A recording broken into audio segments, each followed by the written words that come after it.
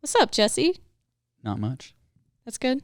Just a new episode for all of our amazing listeners. Welcome back to Spooky Soup, everybody. I'm ready to be spooked. So am I. I have the Reddit stories today. And I have a local story today. Of course you do. Of course I do. Always. So, before we get going, I just want to tell you that my wife and I, we caught up on season 4 of Stranger Things. Oh, what'd you think? Oh, it's the best season yet. It's so good. I love it. Yeah. Vecna, great villain. Mm-hmm. Especially when you find out who he is. Yeah. Yeah. It's pretty good. He makes more sense to me as an individual than the Mind Flayer concept ever has. Sure. Yeah.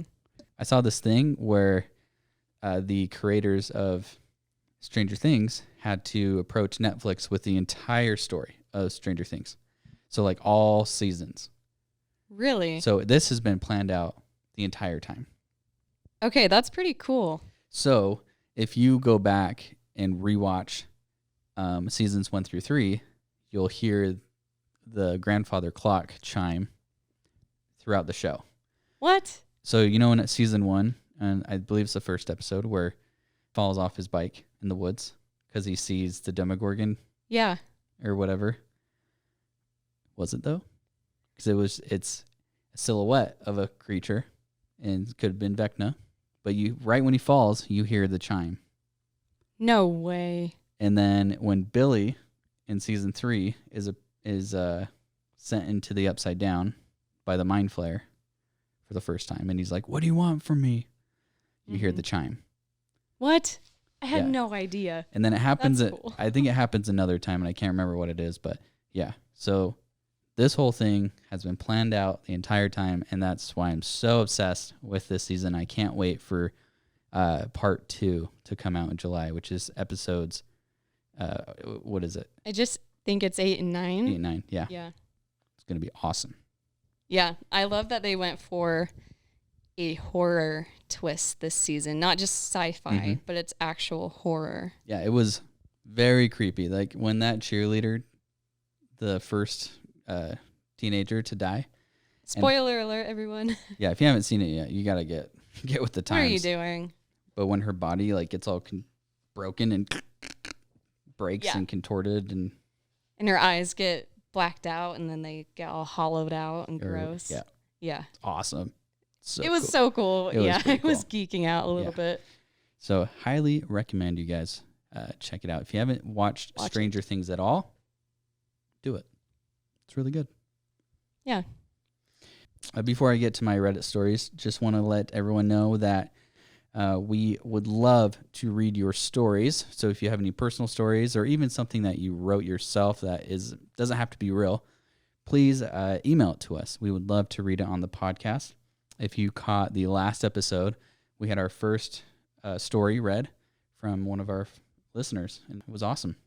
Yeah, it was really fun. I really enjoyed talking to them, gathering all the details. Yeah, please send us your stories. We love hearing from you guys. Definitely. You can DM those to us on Instagram, or you can email them to us, whichever is easiest. And our email is spookysouppodcast801@gmail.com. So, getting into my stories, I have, 1, 2, 3 stories today from Reddit. Awesome. Let's do it. This first one was posted by Reddit user Trans French Fry, and it is titled, "Someone was getting into me and my mother's apartment." My mother and I, 10-year-old male at the time, had just gotten home from school and work. And my mom went into the kitchen to make dinner and saw some paper towels with a strange blue liquid on them. She called me into the kitchen and asked me about it, and I didn't know what it was either. So we just assumed something stupid had happened and threw them away. A few days later, we come home and the door was unlocked, and so was the sliding glass door. Our cat was missing as well, so we called management and they told us that no one had come into our apartment to do maintenance. So that meant that someone unwanted had been getting into our house. A few weeks went by and nothing else weird happened. Then one night while I was reading, I heard breathing under my bed. I silently grabbed my phone and left the room, got a knife from the kitchen, and sat on the couch all night watching the door so that if anyone came out, I could see them before they saw me. I stayed in that spot all night because the apartment I lived in at the time had super thin walls, and from my room, you could hear my mother breathing. I didn't call the police until around 7 a.m. when my mother woke up for work. She had no idea what had happened when the cops arrived. While I frantically explained to the police what had happened, the window in my room opened and the cops and I caught the dude with a knife trying to sneak out. No. He got out the window, and before the cops could really do anything, I pretty much threw myself out of the window at the man and caught his ankles. Yanked him back through the window. I was a big kid, like 5'8", where he broke his 2 front teeth on the ledge. The cops arrested the man and found a rope, lube, a ripped condom, and the previously mentioned knife. He had been planning to take me to the woods right outside my window, rape me, and kill me. Thank the heavens that I heard him that night.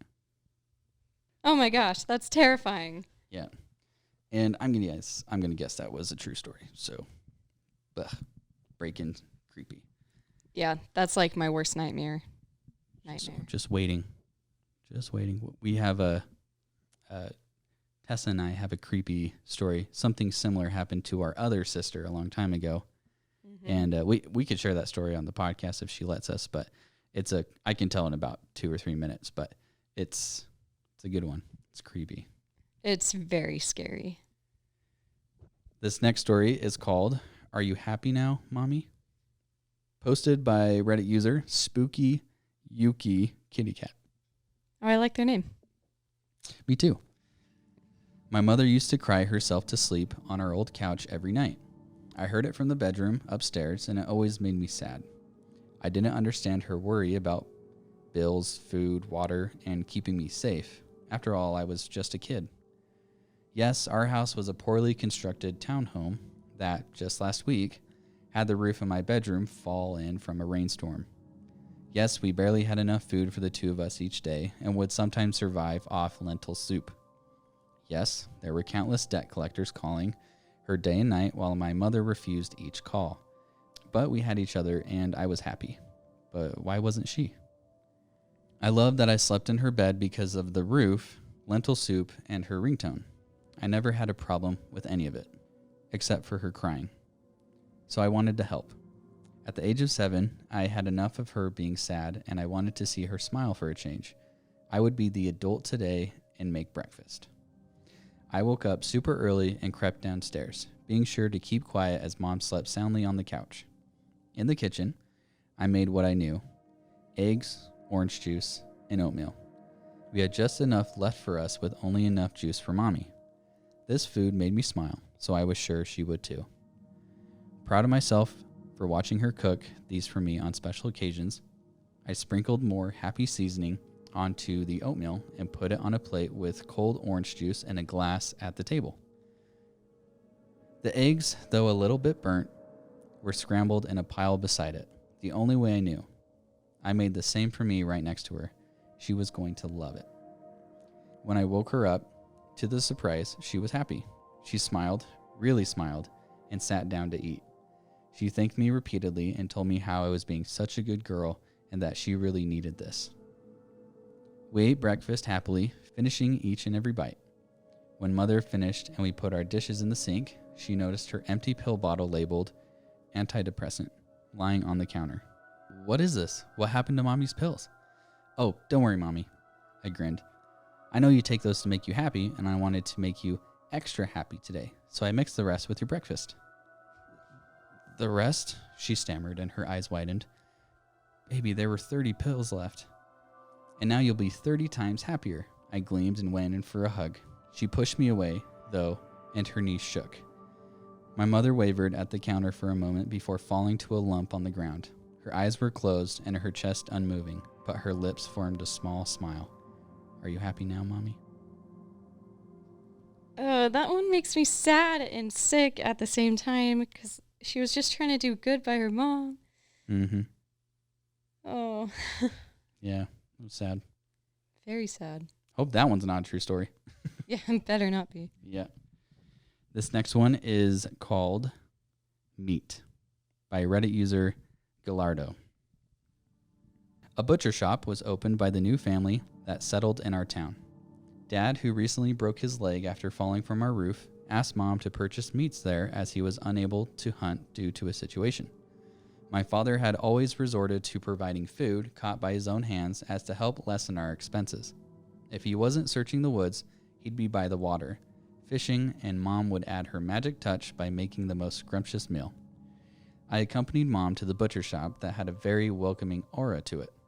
The owner immediately talked about which cut would be best for which dish, and I listened as they traded words back and forth. My eyes soon darted to the meat display behind the cool crystal that I couldn't help but find to look different, especially the one tagged as pork. I tried not to question it, considering how little knowledge I had when it came to these things, but when dinner came and I took my first bite, my tongue could barely swallow. My stomach protested, but I kept on devouring as to not disrespect the blessing on our table. I drank more water than what I was used to, and it only helped a little bit. Conversations between my parents filled the atmosphere as I tried my hardest to finish the meat. I prayed that my disgust wouldn't show on my face, but when I caught my father's eye, it was too late. I excused myself to my room after washing the dishes, and a little while later, my father came knocking on the door. He sat on my bed, apologizing about the food. I tried my best to assure him that it was fine, but he was insistent with his apologies. I should have listened to your mom when she told me to hire someone to work on the roof. Well, you can be a little hard-headed, Dad. His calloused hands ruffled my hair as he said, I think I got that from you. He encouraged me to be honest about the meal, and I did, and told him that it didn't sit well with my stomach at all. A promise was made that he'd find a way to provide better, and I believed him. Before leaving, he made sure that my windows were locked and reminded me to also lock my door. He bid goodnight, and I knew then that he'd spend time in the living room with Mom while sporting their teas. You should have hired someone for the roof. I know. I'm sorry. I didn't listen. Did you tell her to lock up? I did. I could fish in the river. I could learn. You'd catch a boot before you catch any fish. The chemicals have started to drive them away. Damn those companies. I'll be honest, I didn't like the meal too. I just need your patience while I will myself to heal faster. It's hard to hunt humans with this kind of injury. No. No. Good twist. Oh, that was too good. That was good. Yeah, at first it's like, oh, just a happy family, dinner time. Oh, the kid's sick. Dad's there to comfort the kid. Twist ending. I love it. No wonder that the butcher shop meat looked different. Uh-huh. Because it was animal and not human. Yep. Nope. Don't like it. There you go. Nasty. So what do you have for us today? Oh, well, those Reddit stories were quite delicious. Mm-hmm. Get ready for a cold case in our childhood area. Yes. Like, very close to where we grew up. Okay. So, imagine this. It's February in Utah. You've been stuck inside all day and it's cold, but you just really need a break. So you decide to take your dog outside for a breath of fresh air. And the road you're walking along is the frontage road that goes along the highway. You still have that white noise of the cars, but you're also close enough to the mountains to enjoy the greenery. You walk towards a hill covered in shrub oak and spot something oddly shaped on the ground. As you get closer, the features become more distinguished, and you realize it's a skull. Now, roadkill's pretty common on this road, so it could be a deer, raccoon, but nope, it's human, and it's sticking out of the ground. In February of 2015, a man and his dog were out for a walk when they found a human skull sitting at the base of a hill in Fruit Heights, Utah, just on the border of Farmington. This hill is directly across the highway bridge connecting Kaysville to Farmington, right across the bridge from Cherry Hill Amusement Park. The skull in question belonged to Teresa Rose Greaves, a woman missing for 32 years. So, 23-year-old Teresa started the day of August 5th, 1983, full of hope for a new job opportunity. She told her roommate that she was taking a bus to Salt Lake City for a job interview at the Roadway Inn and was excited because she'd been looking for work for a while. She grew up in New Jersey. She moved to Utah in 1980 to follow the Osmonds because she was a huge fan of them and she wanted to get as close to them as she could. So she's moving to Utah, super excited because she's going to listen to the Osmonds, meet like-minded individuals, and is looking for work. When her roommate hadn't seen her for 2 days, Teresa was officially reported as missing to the Davis County Sheriff's Office. The same exact day she was reported missing, locals in the area reported that there was a man going door to door claiming to be looking for work and that he was a contractor looking to help repair people's roofs. What he was actually doing was going house to house, knocking on doors, and if someone answered, he would just say he was looking for work, but if the house was empty, he would rob them. This man's name was Daniel Ranquist, and he had a thing for stealing jewelry and guns in particular. One of the witnesses explained to police that they had seen Ranquist walking around the trees and bushes on the hillside just below Kingston Road, which was the road of the house he had burglarized that day. The witness described the scene like Ranquist was searching for something hidden in the bushes. Now, I personally know this area because I drive past it all the time. It's a hillside with a neighborhood on top of it, and the hill is covered in shrub oak and bushes, and it's really hard to walk through. The bottom of the hill is overgrown and quite close to the frontage road that borders the highway right there. And side note, I can't help but wonder if Kingston Road is named after the Kingstons who owned Kays Cross over across the bridge in Kaysville. Oh, interesting. Yeah, so I wonder if there's some sort of connection there. Sure. So a week later after that first burglary, Ranquist committed another one about a mile away from the first house. And witnesses for this one told police that he didn't act alone and he was seen with another man entering the house. Ranquist was arrested and convicted of third-degree felony charges for his first burglary, but took a plea deal for the second one in exchange for names. He snitched on his roommate at the halfway house in Salt Lake City that he was staying at, and his name was Gilbert Hunt, and he was one of the members of an elaborate theft ring organized by members of the halfway house.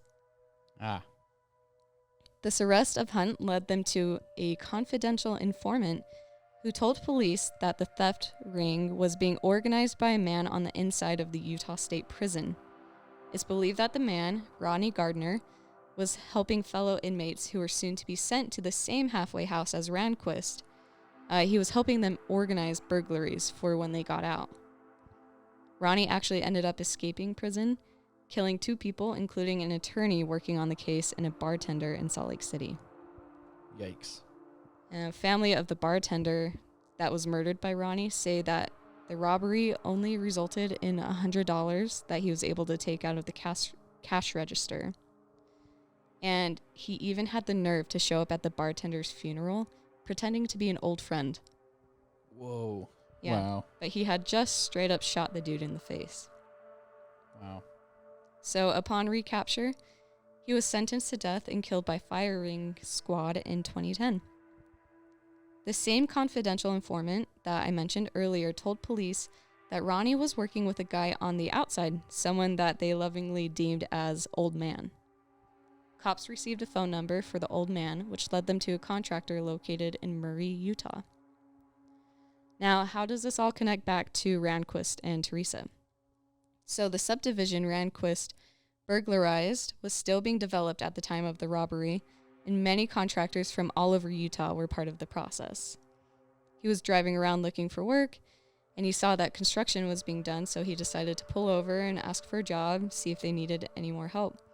And with that bit of information, it's safe to assume that whoever this Old Man character was a contractor working at the site who was like, oh yeah, I know some work you can get into, and led him to this ring or somehow got him involved in this. So pawning stolen guns and jewelry was Ranquist's main mode of operating. police were able to track down most of the pawned goods after his confession, and they were from shops all over Salt Lake City. Now, going back to Teresa, when she went missing, all of her things were accounted for back in her room except for the clothes and the graduating class ring she was wearing the day she disappeared.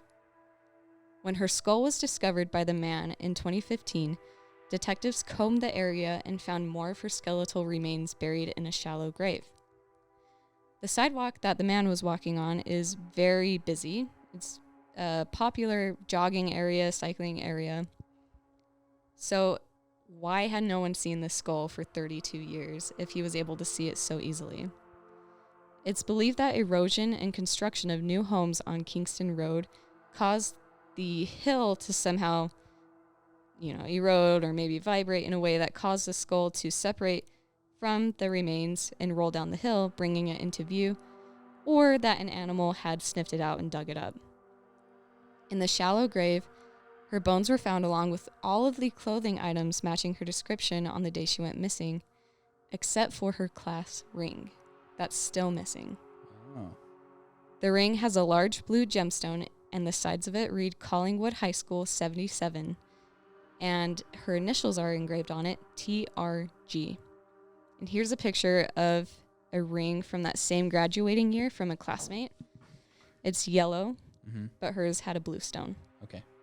To this day, the ring is still missing, and the police believe it is the key to solving this murder. I looked it up, and Collingswood High School is in New Jersey, so the fact that it says this New Jersey high school name has a giant blue stone and very specific TRG initials engraved on it, it makes the ring stand out. It probably wouldn't be one that you'd miss easily. Whoever has it knows what happened to Teresa, but it hasn't turned up at pawn shops, and no one has ever come forward with it in the 32 years.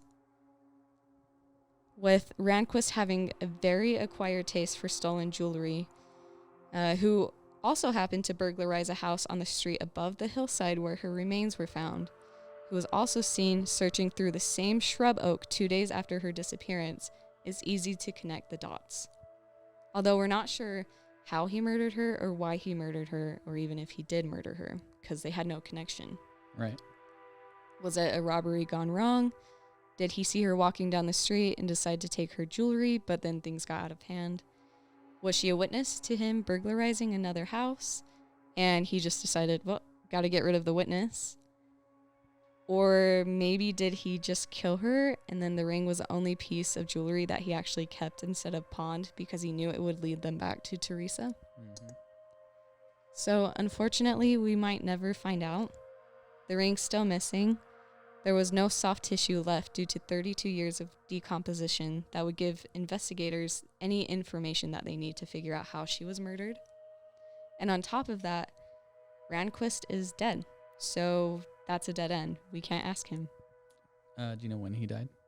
I couldn't find anything about when he died, but I know it was before 2017. Okay.